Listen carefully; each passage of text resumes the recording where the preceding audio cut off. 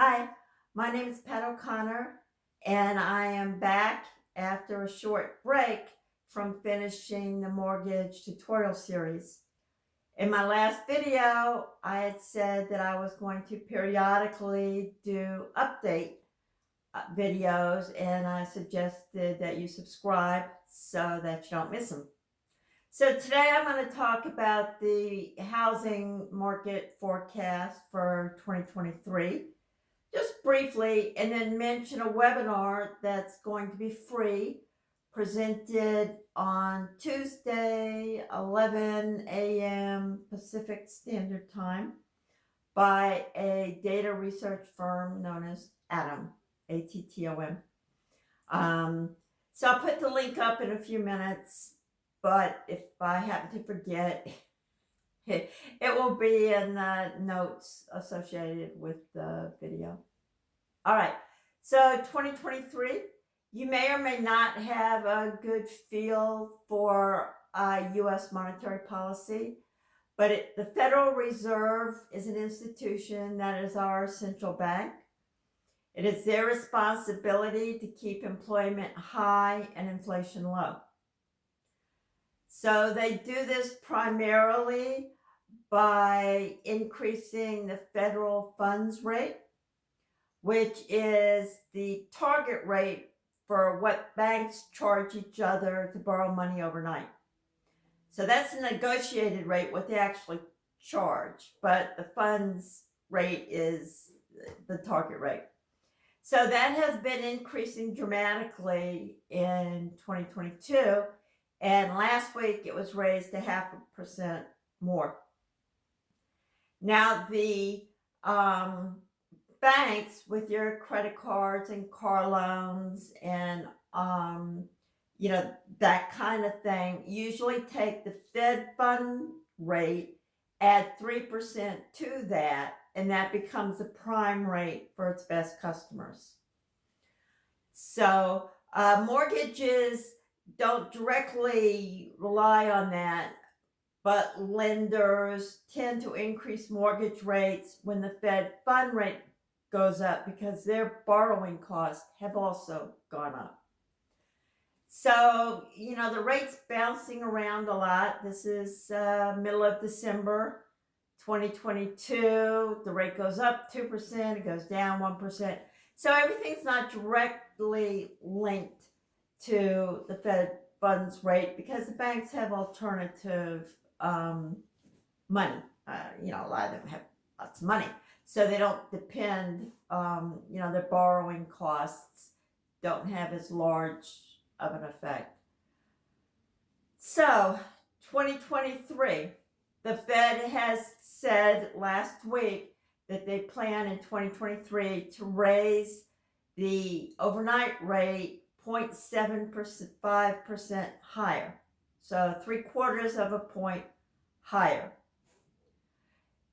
They think it will happen in small increments rather than like these big, we're going to raise it 0.75% all at once.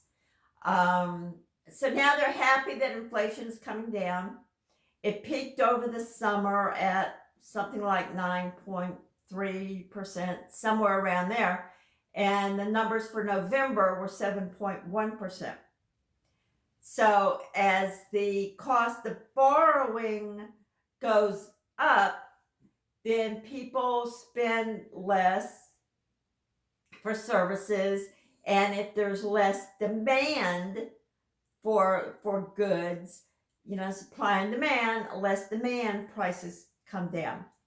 So the Fed tries to keep supply and demand in check. So they're not sure. Their target point for inflation is 2%. Again, the latest numbers, it was 7.1, but they have come out and said they don't expect that target rate to be reached until 2025. So they're going to lower it at least 0.75% next year, they're thinking, and then maybe, a little bit more the following year if it needs to be, and then hopefully 2025, the inflation will be under control. So people are saying as soon as this announcement came out, Bank of America analysts said, no, the Fed is going to overdo it. Unemployment rate is going to increase, and we're going to have a recession, and the stock market tanked for that day. So nobody knows quite what to expect. It seems like the first 6 months of 2023, housing inventory will fall and prices may be stable or they may fall. Rents are predicted to fall. Places where they increased dramatically. I'm in South Florida and it was absurd. It's predicted that the places that went up the most are going to fall the most. So we'll just have to wait to see. I went in, I'm a real estate broker, and I went in and looked at the rents, and they are falling. Earlier in the year, in my city, we had no rental listings under $1,850. And now there's some even houses in the area for rent for $1,500. So that's great in terms of housing the population. What it will do for increase in buying, I don't know. But if people now have affordable places to rent, it may cause a deacceleration in the housing market. So that's kind of it. The first 6 months, the Fed is expected to raise this incrementally and then wait to see what happens before they raise it again. Chairman Powell had said last week he doesn't anticipate having to lower the interest rate next year, but it all depends on what the inflation numbers are. If they are confident after their last raise that they have inflation under control, according to him, in my interpretation of what he said, they may start lowering the overnight rate, which should lower the mortgage interest rates, which should bring banks back to hiring more loan originators. The one thing that everybody seems to be agreed upon is that there are not going to be a lot of foreclosures the way there was back in 2008, 9, 10, 11. Because people in the past 2 years have built up so much equity because the market went up like 40% in a lot of places. So they have all that equity. So now if they're in financial trouble, maybe the layoffs will start and, they're behind on their mortgages, they can just sell them. They don't have to wait. They're not upside down. They don't have to wait for it to go through foreclosure and then score up their credit score for years. So that's what no one right now, at least for the first 6 months, as the Fed is tweaking the interest rates, no one expects a flood of foreclosures. They went up dramatically at the end of this year, like November, December, because there was a moratorium on them during the pandemic. And lenders were, trying to do mediation and that kind of stuff. And now we're past that danger point.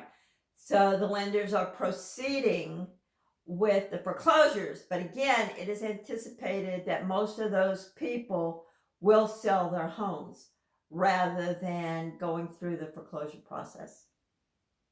All right, here is the link to the free webinar where you can sign up. And I assume that link after Tuesday will redirect you to a recording of the video. So I think that this will be worthwhile. It may just echo what I said, but pay attention to what happens next year. Federal Reserve announcements after their quarterly meetings where they make predictions of where they think the housing market is now and where it's going. So those meetings are in March, June, September, and December. If you've never been interested in economics, get interested because it directly relates to your career.